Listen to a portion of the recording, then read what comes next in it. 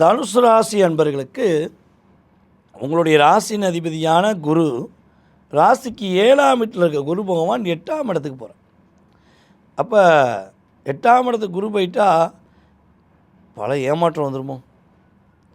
ராசியின் அதிபதியே 8 போயிட்டாரே, அப்போ நம்ம எங்கே வாழ முடியும்? நம்ம அவ்வளோதான் போலக்கு அப்படிலாம் சொல்கிறத தயவுசெய்து யாராவது சொன்னாங்கன்னா கேட்காதீங்க. மைனஸ் பக்கம் போகவே போகாதீங்க. நீங்கள் எப்போவுமே ப்ளஸ் தான். தனுசு அப்படின்னாலே ப்ளஸ் அப்படின்னு சொல்லி போடுறோம். ஏன்னா பல பேருடைய வாழ்க்கையில் பாடத்தை கற்றுக் கொடுத்தவர்கள், வாழ்க்கை பாடம், அனுபவ பாடம், அதே போல் படிப்பு, ஒரு ஆசிரியராக இயங்கக்கூடிய நபர்கள் தான் நீங்கள்.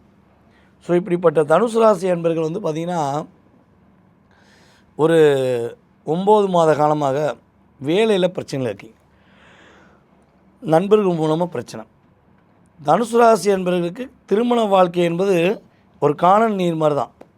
இங்கேருந்து பார்க்கும்போது அப்படியே கல்யாண வாழ்க்கை சூப்பராக இருக்கும் போலக்கே, ஜோடியாக அவங்க சுற்றுறான் இவங்க சுற்றுறான் அற்புதமாக இருக்கும் போலக்குன்னு போய் காதல் பண்ணியிருப்பீங்க. போய் பக்கத்தில் காதல் பண்ணி கல்யாணத்துக்கு போய் கல்யாணம் முடித்து நான் செம்மையாக இருக்கேன்னு சொல்லக்கூடிய தனுசு ராசி ரொம்ப ரொம்ப குறையும். உங்களுடைய எதிர்பார்ப்புகள் அதிகம், உங்களுடைய ஆசைகள் அதிகம், உங்களுடைய அன்பும் அதிகம். ஆனால் ஆப்போசிட் பார்ட்டிலிருந்து கிடைப்பது மிக மிக குறைவு. ஒரு புரிதல் என்பது இல்லாமே புரிதலையும் மறந்து உங்களையும் மறந்து தான் நீ வாழ்ந்துக்கிருப்பீங்க. அதாவது இன்னும் கணவன் மனைவியாக வாழ்ந்தீங்கன்னா இதான் நடந்திருக்கும். இதை தாண்டி எவ்வளோதான் பிரச்சனை வந்தாலும் தன்னுடைய பார்ட்னரை விட்டு கொடுக்காத ஒரு ராசியை, ஒரு 5 ராசியில் நீங்களும் மிகப்பெரிய ஒரு முக்கிய பங்கு வகிக்கக்கூடிய நபராக இருப்பீங்க அப்படிங்கிறது உண்மை. அப்போ குருவானவர் 8ஆம் இடத்துக்கு உச்சம் வீட்டில் போய் உங்களுடைய ராசிக்கு 2ஆம் வீடை பார்க்க, உங்களுடைய ராசிக்கு 12ஆம் வீடை பார்க்க, 12ஆம் வீடை 5ஆம் பார்வை மூலமாகவும் 2ஆம் வீட்டை 7ஆம் பார்வை மூலமாகவும் மற்றும் ராசிக்கு 4ஆம் வீட்டை தன்னுடைய 9ஆம் பார்வை மூலமாக பார்க்கறதுனால உங்களுக்கு என்னென்ன மாற்றங்களை குரு பகவான் கொடுப்பாரு அப்படின்னா, ஃபஸ்ட்டு ஒரு விஷயத்தை சொல்கிறேங்க.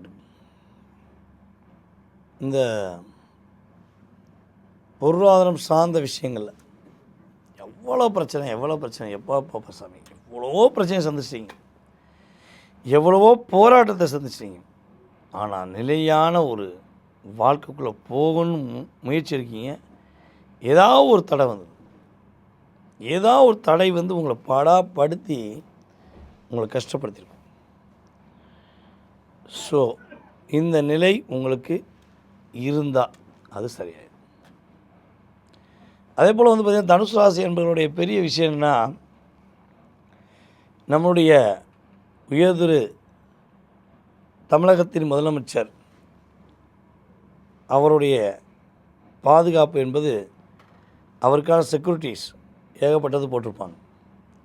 அதே போல் நம்முடைய உயர்திரு பாரத பிரதமர் அவருக்குமே என்ன பண்ணுவாங்க, ஒரு பாதுகாப்பு வளையம் எப்பவுமே இருக்கும். அதே போல் நம்முடைய உயர்திரு குடியரசுத் தலைவருக்கு வந்து பார்த்திங்கன்னா ஒரு பாதுகாப்பு எப்பவுமே இருக்கும். நம்ம நாட்டில் மட்டும் கிடையாது, வெளிநாடுகள்லையுமே இந்த பாதுகாப்பு இருக்கும். ஸோ இவங்களுக்கெல்லாம் ஏன் பாதுகாப்பு கொடுக்கணும், இவங்களுக்கு ஏன் இவ்வளோ செலவழிக்கணும் அப்படின்னு யாராவது யோசிக்க மாட்டோம். காரணம் என்னென்னா, அவர்கள் நமக்காக மக்களால் தேர்ந்தெடுக்கப்பட்ட ஒரு மிகப்பெரிய ஒரு அங்கீகாரம் கொண்ட நபர்கள். அவங்க நமக்காக நிறைய நல்லது பண்ணுவாங்க. அப்போ அவங்க நமக்கு முக்கியம் தான் என்ன பண்ணுறோம், கரெக்டான பாதுகாப்பு கொடுத்துருவோம். ஸோ இதே மாதிரி தான் தனுசு ராசி அன்பர்களுக்கு குரு பகவான் ரொம்ப ரொம்ப பெரிய பாதுகாப்பு கொடுப்பார். உங்கள் மேலே ஒரு ஆர்வமும் அன்பு வந்து எப்பொழுதுமே இருக்கும். குரு பகவான் எப்போவுமே உங்கள் மேலே அன்பு வச்சுருப்பார். ஸோ அப்படிப்பட்ட குரு உச்ச வீட்டில் உட்காந்து மிகப்பெரிய மாற்றத்தை கொடுக்க போகிறார். நல்ல ஒரு மாற்றம், கடன் இல்லாத வாழ்க்கை கொடுக்க போகிறார். எப்படி வந்து நம்முடைய தலைவர்களுக்கெல்லாம் ஒரு பெரிய பாதுகாப்பு தற்போது இந்த தமிழ்நாட்டிலையோ இல்லை இந்தியாவிலையோ மற்ற நாடுகளிலேயே கிடச்சிக்கிட்டு இருக்குன்னா, ஸோ அதே மாதிரி தான் உங்களுடைய ராசி அதிபதியான குரு பகவான் உங்களுடைய ராசிக்கு 2ஆம் வீட்டை பார்க்க, 12ஆம் வீட்டை பார்க்க. ஸோ அப்போ குரு பார்வை கிடைக்கிறனால பிரிந்த உறவுகள் ஒன்று சேரும். பொருளாதாரத்தில் மிகப்பெரிய ஏற்றம் உண்டு. பணம் கொடுக்க வாங்க விஷயங்களில் உள்ள தடுமாற்றம் நீங்கும். வெளிநாடு போகக்கூடிய யோகம் உண்டு. வில்லங்கம், விவகாரம், பிரச்சனை, வம்பு, வழக்கு, court, case extra extra extra எதுவாக இருந்தாலும் சரியாயிடும். வேறு லெவலுக்கு வருவீங்க. உங்களுடைய ஆசைகள் நிறைவேறப்போகுது. ஆபத்து கொடுக்கக்கூடிய எந்த விஷயமாக இருந்தாலும் உங்கள்கிட்ட இனிமேல் பயப்படணும். அந்த அளவுக்கு என்ன பண்ண போகிறீங்க, இந்த குரு பயிற்சிக்கு அப்புறம் சிறப்படைய போகிறீங்க.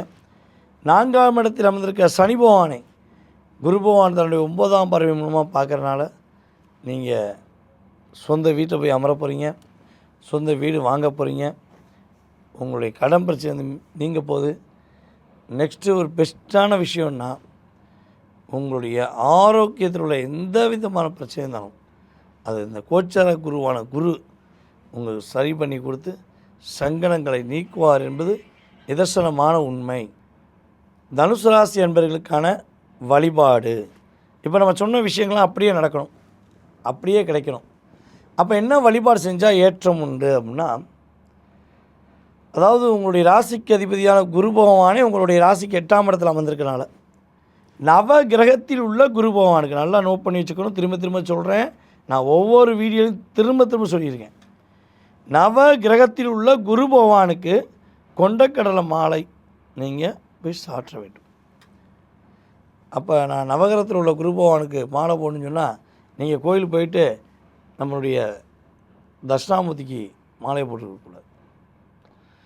தட்சிணாமூர்த்திங்கிறவர் ஒரு குரு, நான் இல்லைன்னு சொல்ல.